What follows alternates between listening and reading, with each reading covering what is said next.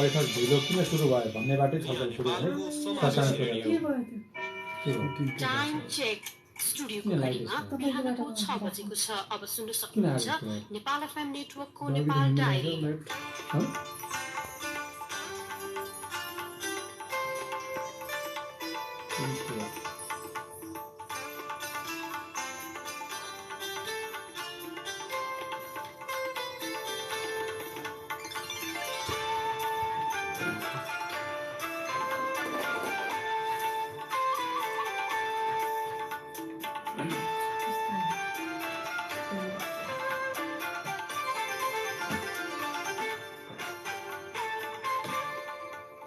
शुभ प्रभात। नेपाल एफएम नेटवर्कको नेपाल डायरीमा इन्द्र सरा खड्कासँगै गोविन्द खड्काको तपाईलाई स्वागत छ।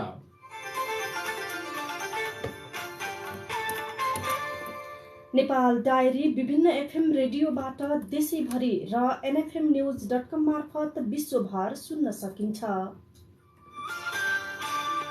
आज 2080 साल असार 27 गते बुधबार जुलाई 12 तारिक सन् 2023 नेपाल सम्वत 1143 साउन कृष्ण पक्षको दशमी तिथि। नेपाल डायरीमा प्रमुख खबरका शीर्षकहरू। एक वर्षपछि नेपाली कांग्रेस केन्द्रीय कार्यसमितिको बैठक बस्दै नीति महाधिवेशन मुख्य एजेन्डा पारिवारिक घेरामा प्रमुख दलका प्रमुख नेताहरू। ललिता निवास जग्गा प्रकरणमा राजनीतिक नेतृत्वप्रति उदार बन्दै प्रहरी। वैदेशिक रोजगार विभाग पीडित भन्दा पीडकको पक्षमा। अब अनौपचारिक क्षेत्रका स्वरोजगारी व्यक्ति पनि सामाजिक सुरक्षा कोषमा आबद्ध हुन पाउने। सुरक्षित नागरिक आवास कार्यक्रम 10 अर्ब खर्च तर नागरिकको छाना भने फेरिएन। स्थानीय सरकारको विकास अनुगमन नाम मात्रैको। विश्वकै ठूलो अर्थतन्त्र बन्ने बाटोमा भारत। युक्रेनलाई नेटोको सदस्य बनाउन अझै अनिश्चित। सदस्यता ढिलाइप्रति राष्ट्रपति जेलेन्स्कीको असन्तुष्टि। र खेलाडीलाई पारिश्रमिक खुवाउन धौधौ तर केनका अध्यक्ष र सचिव डलर भत्ता बुझ्न बैठकमा। 7औं प्रधानमन्त्री राष्ट्रिय भलिबल लिगमा एफएफको फाइनल हुने सम्भावना बलियो। सकारात्मक सामाजिक रूपान्तरणको पौरख रेडियो संचारको गौरव। के गाउँ के शहर सारा नेपालीको एउटै रहर नेपाल एफएम नेटवर्क। आज काठमाडौँबाट छापिएका पत्र पत्रिकाहरूले राजनीति, अर्थ र हेलिकप्टर दुर्घटनाको खबरलाई प्राथमिकताका साथ छापेका छन्। सबभन्दा पहिले नेपाली कांग्रेस केन्द्रीय कार्यसमितिको बैठक आज बस्ने विषय। पार्टी नेताहरूकै चरको दबावपछि बोलाइएको कांग्रेस केन्द्रीय कार्यसमितिको बैठक 1 वर्षपछि आज सुरु हुँदैछ। यसबीच भएका महत्वपूर्ण राजनैतिक घटनाक्रममा केन्द्रीय कार्यसमिति छल्दै आएका सभापति शेरबहादुर देउवाले विधि विधान बमोजिम पार्टी नचलाएको, संगठन शिथिल पारेको र पार्टीलाई सत्ता राजनीतिमा मात्रै प्रयोग गरेर वैचारिक धार कमजोर बनाएको लगायतका आरोपको सामना गर्नुपर्ने भएको छ। 1 वर्षसम्म केन्द्रीय कार्यसमितिको बैठक नै नबोलाएर विधान मिचेको पहिलो आरोप नै देउवामाथि लागेको छ। पार्टी विधानले 2 महिनाको बीचमा केन्द्रीय कार्यसमितिको बैठक बोलाउनु पर्ने व्यवस्था गरेको छ र बैठक बोलाउने अधिकार सभापतिलाई मात्रै छ। बैठक नबोलाउँदा कांग्रेसले 2079 मङ्सिरमा सम्पन्न संघ र प्रदेश निर्वाचनको समीक्षा समेत अहिलेसम्म गर्न सकेको छैन। सत्ता गठबन्धन उलटपुलटको घटनादेखि भ्रष्टाचार काण्डमा आफ्नै पार्टीका प्रभावशाली नेताको संलग्नतासम्मको घटनामा समेत कांग्रेसभित्र औपचारिक छलफल गर्ने र दृष्टिकोण बनाउने काम भएको छैन। पदाधिकारी र केन्द्रीय कार्य सम्पादन समितिको बैठकले तत्कालीन प्रक्रिया फुकाउने काम भए पनि ती तहबाट भएका निर्णयलाई केन्द्रीय कार्य समितिबाट अनुमोदन गराउनुपर्ने व्यवस्था मिचिएको छ।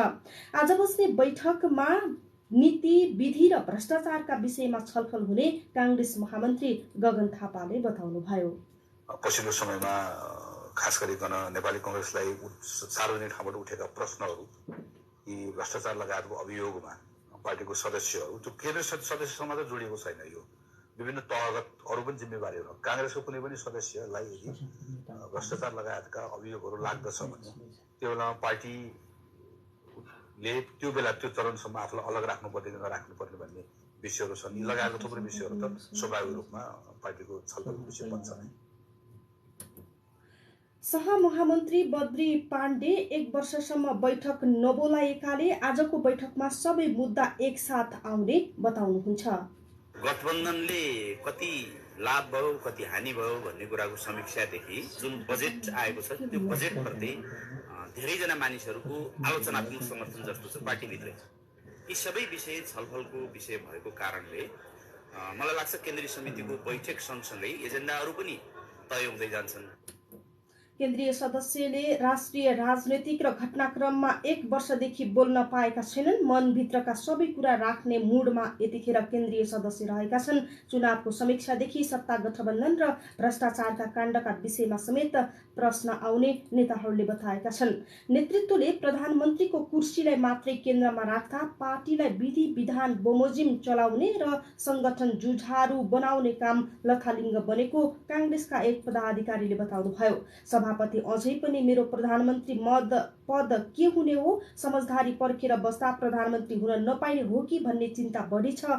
आम जनताबाट लोकप्रिय भएको पार्टी संगठन कमजोर बनेको हेक्का छैन, एक नेताले भन्नुभयो।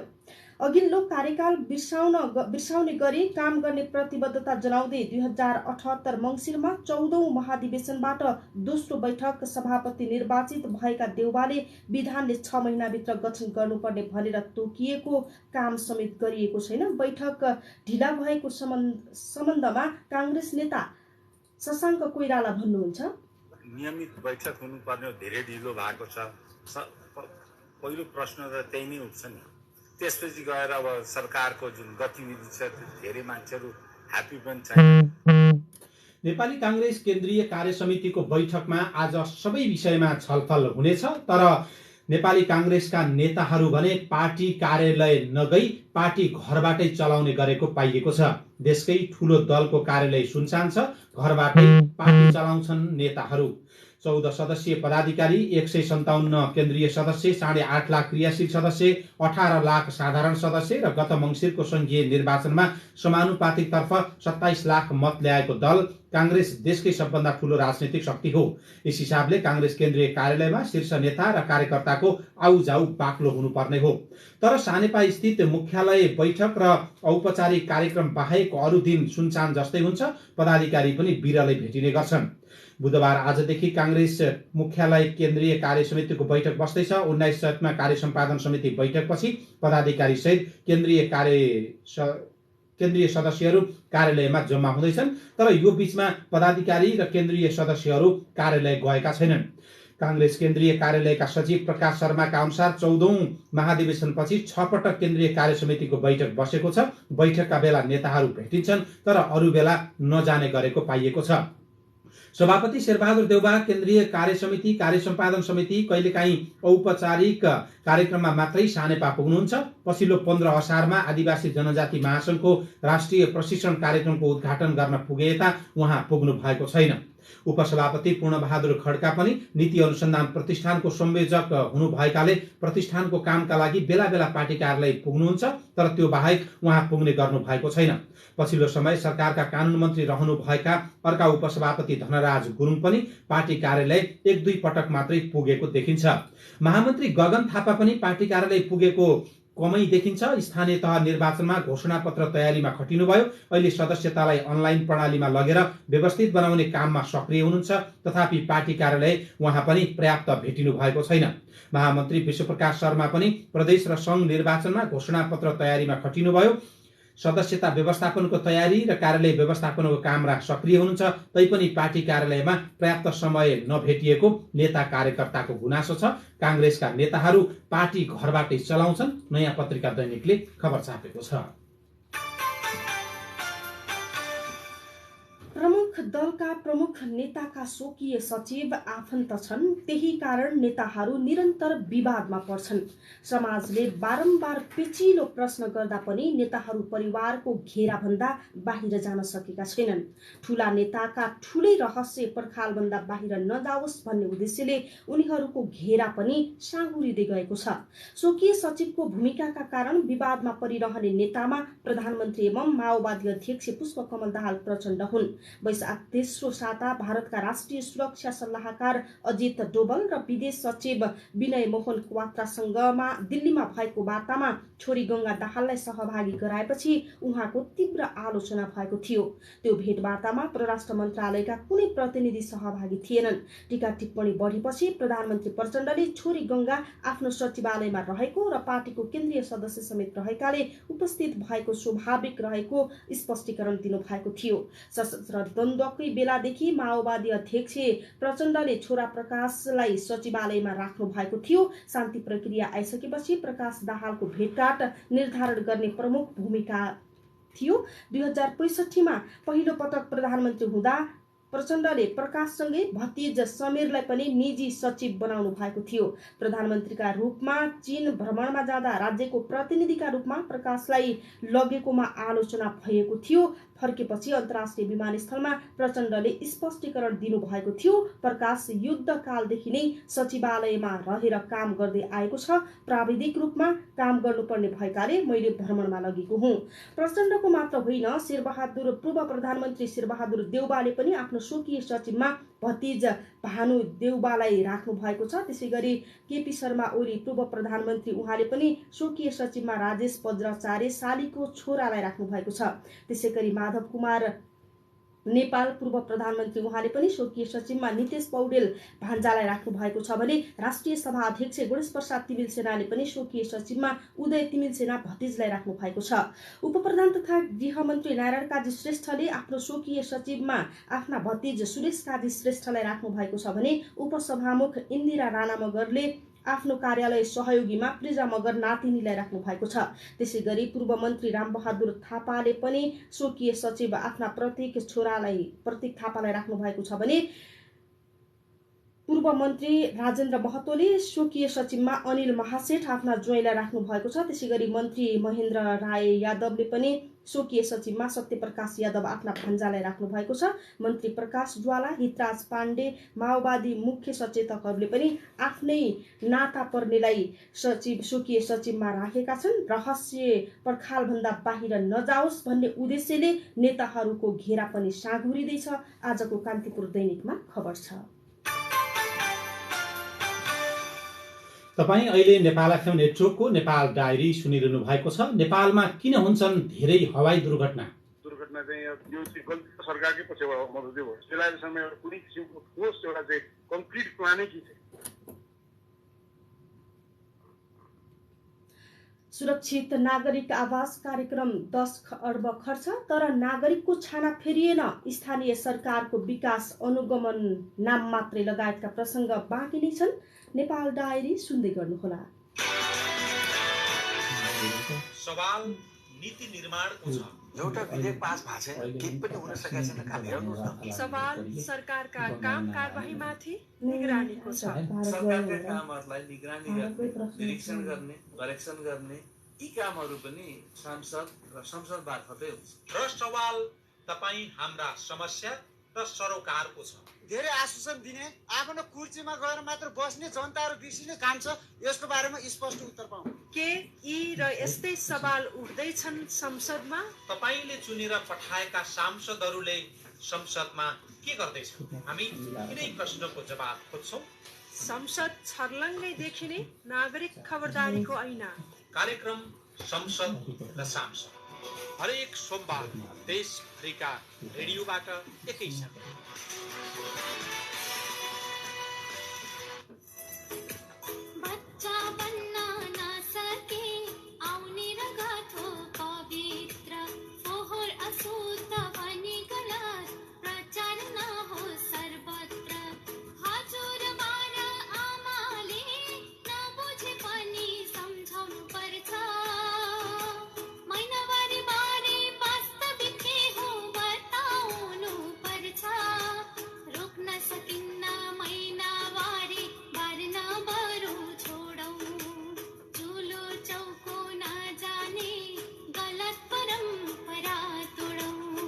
मर्यादित महिनावारीका कुरा अब गरौँ पुरा। मर्यादित महिनावारी अभियान नेपाल, राधा पौडेल फाउन्डेसन र नेपाल एफएम नेटवर्क। तपाईँ अहिले नेपाल एफएम नेटवर्कको नेपाल डायरी सुनिरहनु भएको छ। अब बाँकी प्रसङ्ग ललिता निवास जग्गा प्रकरणको विषय। बालुवाटारको ललिता निवास अन्तर्गत सरकारी जग्गा व्यक्तिका नाममा पार्ने निर्णय प्रक्रियामा सामेल राजनीतिक नेतृत्वप्रति प्रहरी उदार देखिएको छ। सचिव र कर्मचारीहरू धमाधम पक्राउ पर्दैछन्, तर नेताहरू पक्राउ पर्न सकेका छैनन्।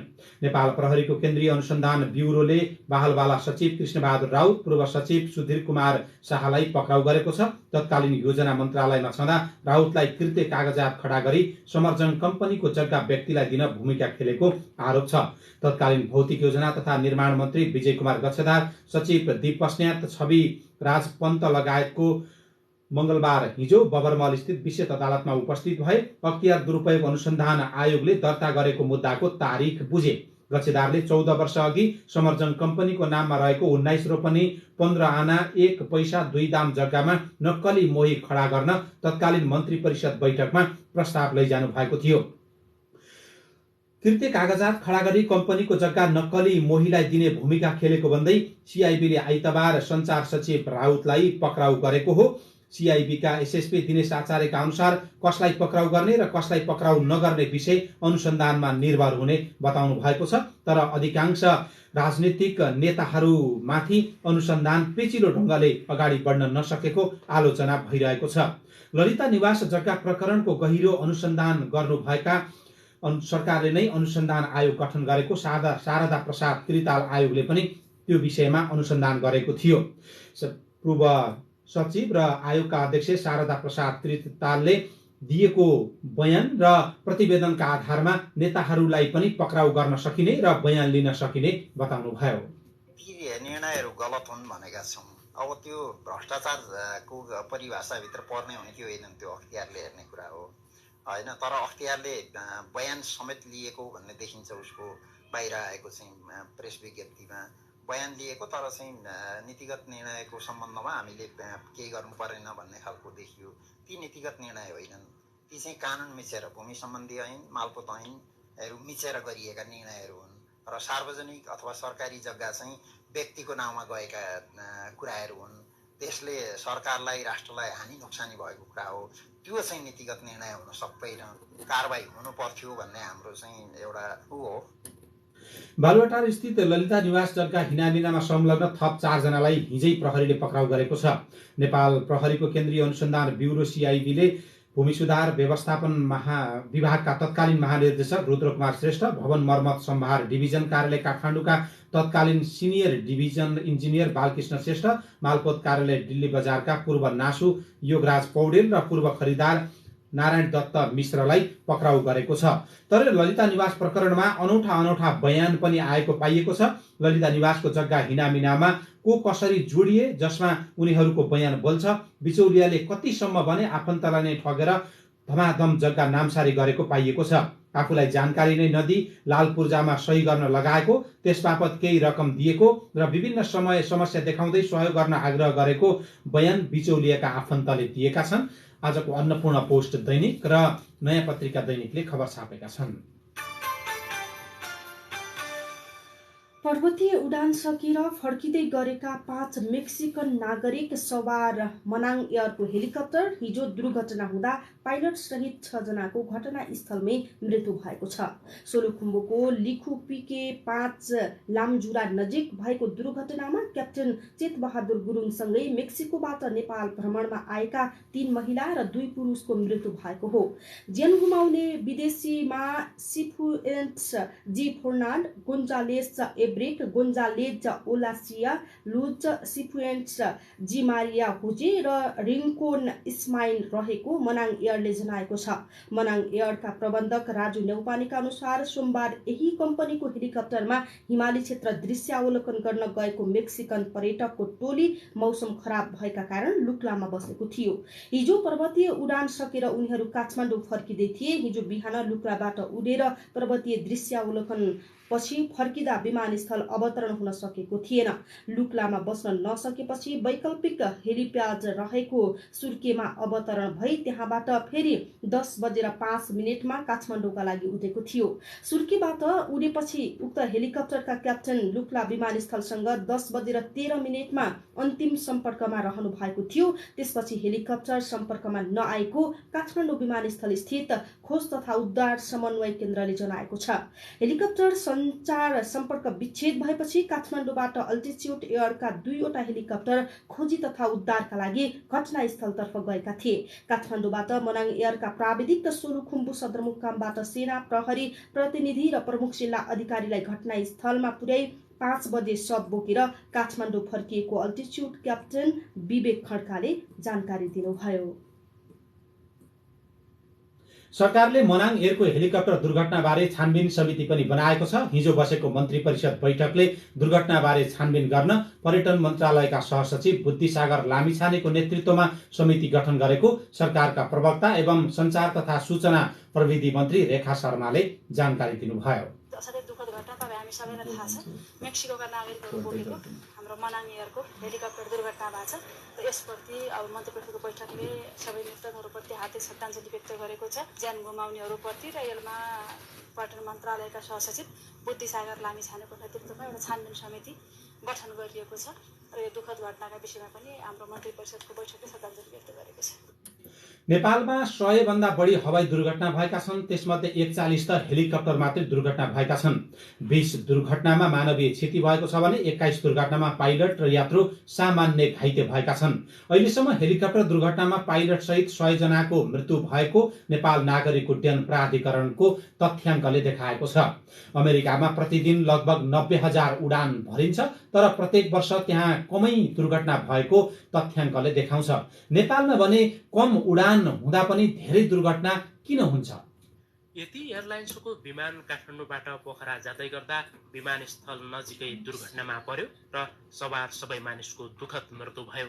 फेरि सोलुखुम्बुबाट काठमाडौँका लागि उडेको मनाङ एयरको हेलिकप्टर दुर्घटना भयो र त्यसमा सवार सबै 6 जना यात्रुको दुःखद मृत्यु भएको छ। नेपाल र न्युजिल्यान्डका केही स्थानको भौगोलिक स्थितिमा केही समानता छ, तर अभिलेखहरूले नेपालमा न्युजिल्यान्ड भन्दा बढी हवाई दुर्घटना भएको देखाउँछन्। एसियन सेफ्टी नेटवर्कले सङ्कलन गरेको तथ्याङ्कको तुलना गर्दा नेपालमा भएका विमान दुर्घटनाको संख्या न्युजिल्यान्डको भन्दा 3 गुणा बढी देखिन्छ। अप्ठ्यारो र चुनौतीपूर्ण भूगोलमा विमान चलाउनु पर्ने बाध्यता नेपालमा मात्र सीमित छैन।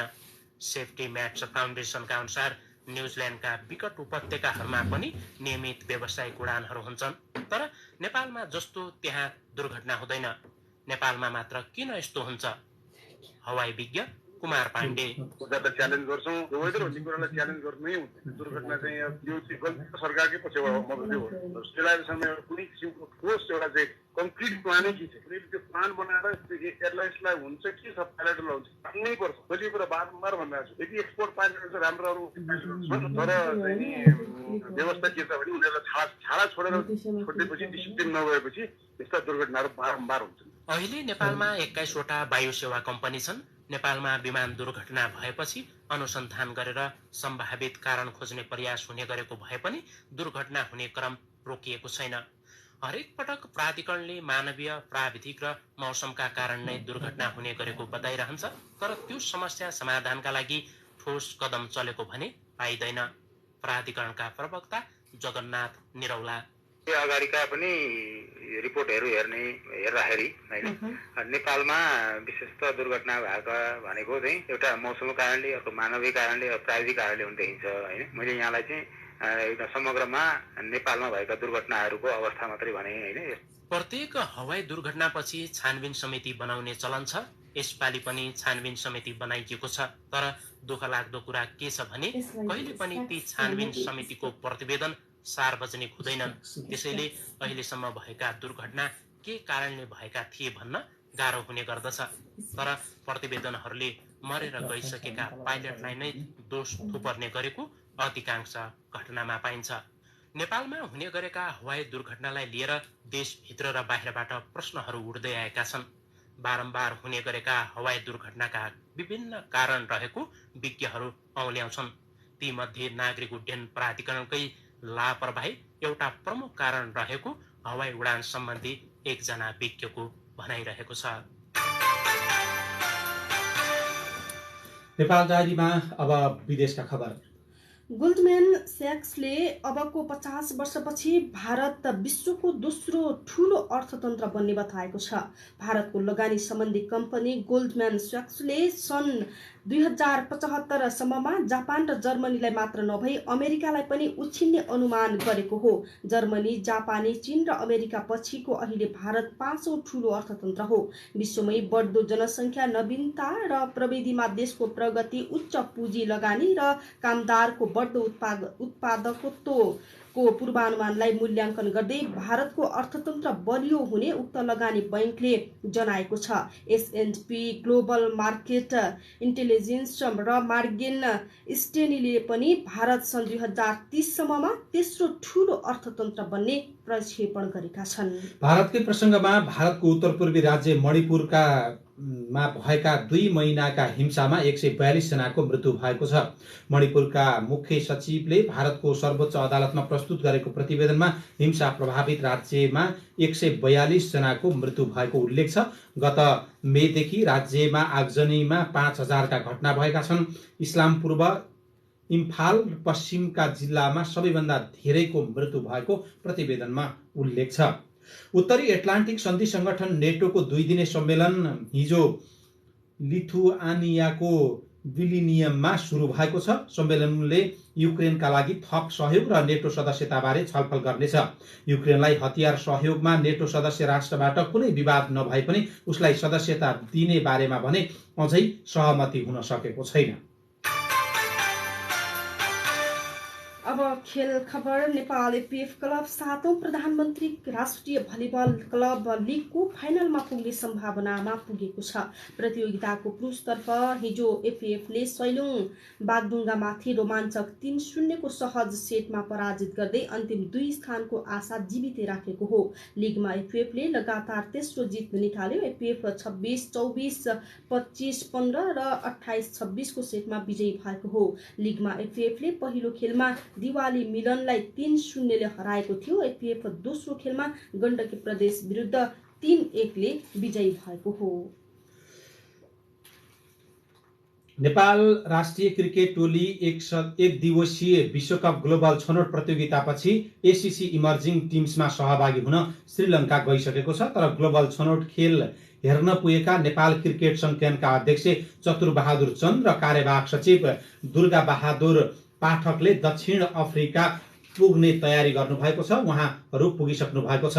चन्द्र पाठक अन्तर्राष्ट्रिय क्रिकेट काउन्सिलको बोर्ड बैठकमा सहभागी हुन त्यहाँ पुग्नु भएको हो। आईसीसी को नियमअनुसार सम्बन्धित क्रिकेट संघका अध्यक्ष र महासचिव बोर्ड बैठकमा सहभागी हुन पाउँछन्। आईसीसी कै नियमअनुसार केनका दुवै पदाधिकारी बैठकमा सहभागी हुन गए। निर्वाचित सचिव अशोक नाथ प्याकुरेलको राजीनामापछि केनमा कार्यवाहक सचिवले नै कार्यभार सम्हाल्दै आइरहेका छन्।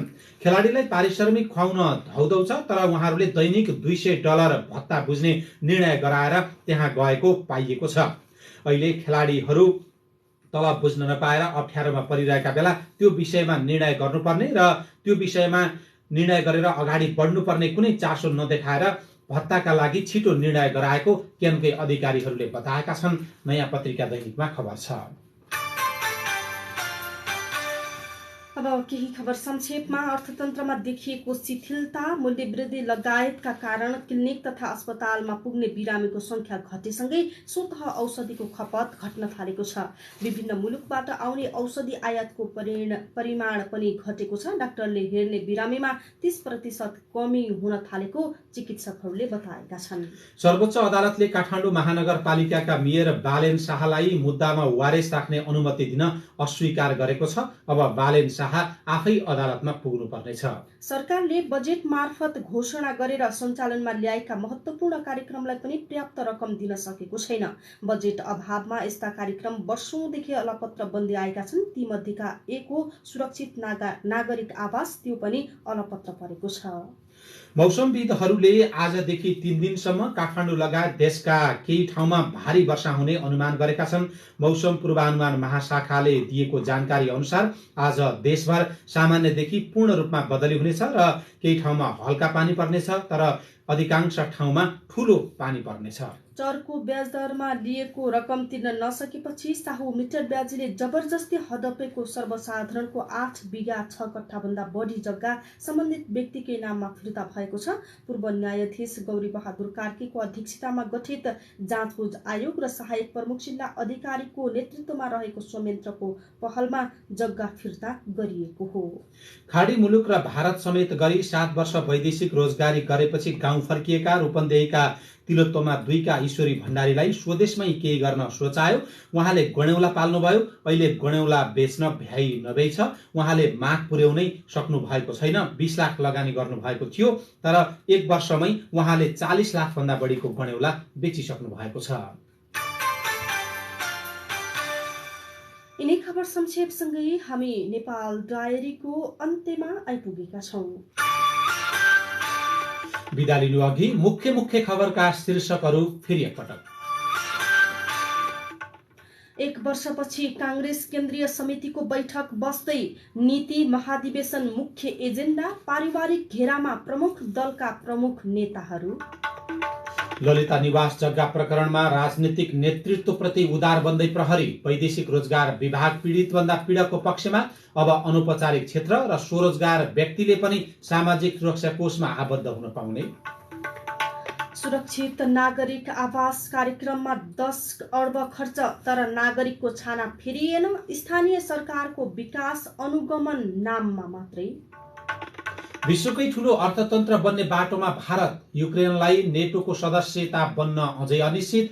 सदस्यता ढिलाइप्रति राष्ट्रपति जेलस्कीको असन्तुष्टि।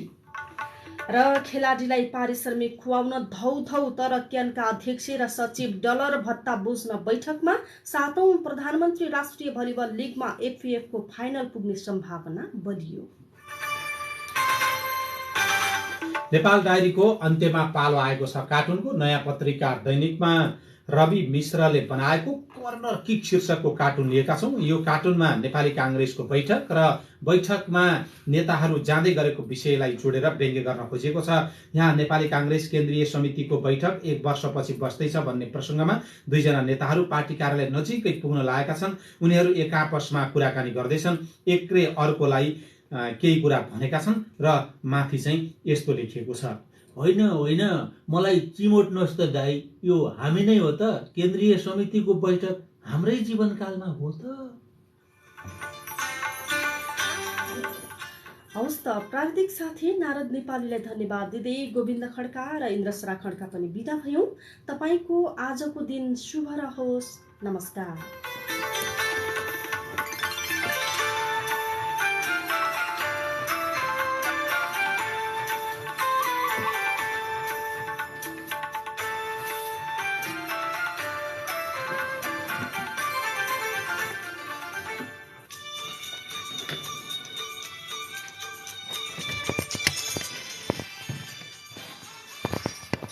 ओहो क्यामेरा कट। ल हजुर सबैजनालाई धेरै धेरै धन्यवाद। सबैजनाले समाचार सुनेर साथ दिनुभयो। अब हामी 9 बजेको नेपाल समाचारमा आउनेछौँ। आजको क्यामेरा पनि खतरा आइदियो। हस्, थ्याङ्क यू।